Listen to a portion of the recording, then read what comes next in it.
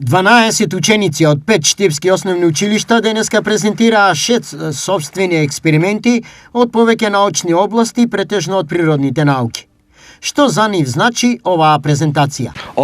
Со ова ние ја развиваме љубовта кон науките, а ние го покажувавме експериментот на нењутоновскиот флуид, кој го насловивме најголемиот кошмар на Њутон. Инвентивноста и креативноста на учениците под менторство на нивните наставници е основниот мотив за презентирање на спомнатите експерименти. Во денешните активности ги вклучивме и останатите основни училишта на град Штип.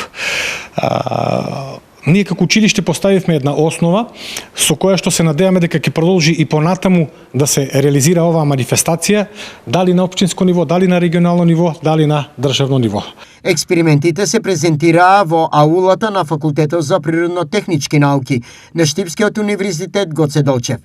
Интенцијата е манифестацијата да стане традиционална, а во знакот на ноември како месец на науката.